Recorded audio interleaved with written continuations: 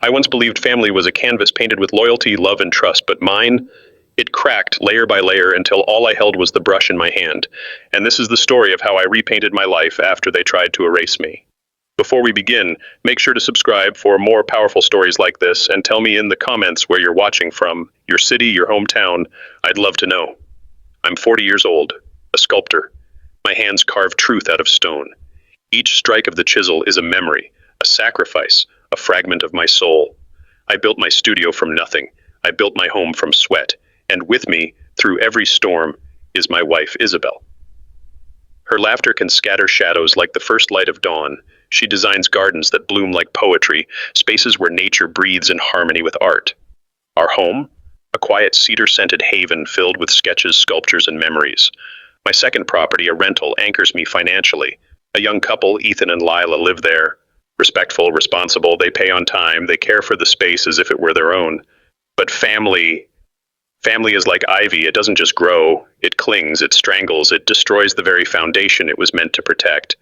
My parents, Margaret and Harold, raised two sons, me and my younger brother Daniel. Daniel, 36, has charm like silk, but a work ethic thinner than smoke.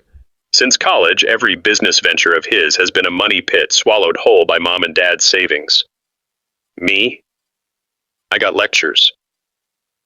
Art is a hobby, not a career, Dad said when I opened my studio. But Daniel? He was the visionary, the genius. His failures? Excused. His ideas? Funded. Then 4 months ago, while I was covered in marble dust, chiseling through stone, my phone buzzed. Mom's voice was sugar, like she was about to share the secret to happiness itself. "We sold the house," she said, giddy. 35 years of their lives, gone, for $500,000. I pictured them in a cozy condo, sipping coffee by a bay window. For a moment, I was happy for them. "What's the plan?" I asked. Her answer fell like a hammer on glass. "We gave it all to Daniel, for his new start." My chisel slipped.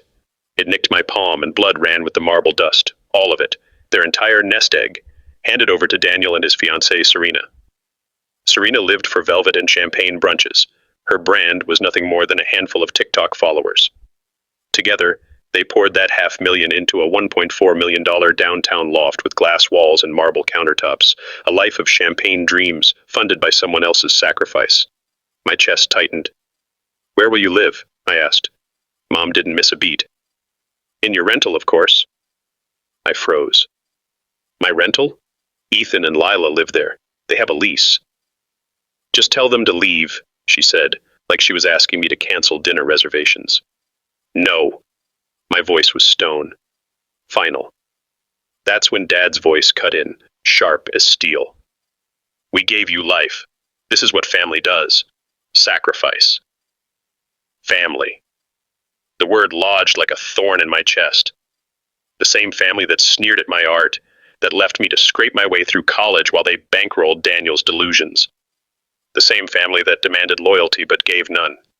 Isabel overheard, her eyes burning fire. "You're not letting them do this, are you?" she whispered. "Never," I said. But deep inside I knew a storm was coming, and it arrived faster than I imagined. Just last Monday, as I carved, my phone rang. It was Ethan. His voice shook. "There's a couple at the door saying they own the place. They've got bags. They're yelling that we're trespassing." My stomach nodded. "Who?" "Your parents."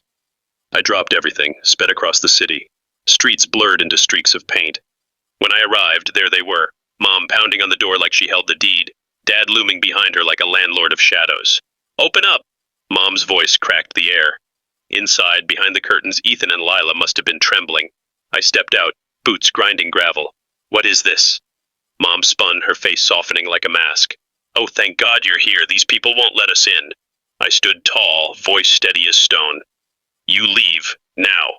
This is my property. Ethan and Lila have a lease." Dad stepped forward, his jaw rigid. "We've been stuck in a motel for 3 weeks, waiting for you to do the right thing." Not searching for a home, not planning for themselves, just waiting for me to give up everything I'd built. Mom's tone cracked into a performance. "We're your parents. You can't pick strangers over your own blood." The neighbors had gathered, eyes at windows, whispers fluttering like moths. Shame prickled my skin. But I didn't bend. "This isn't yours," I said, each word heavy, unshakable. "I built this without you." The next morning, my phone didn't stop ringing. Cousins, aunts, even a great uncle I hadn't seen since childhood. "Family comes first," they preached. "You're leaving your parents homeless," Aunt Ruth spat.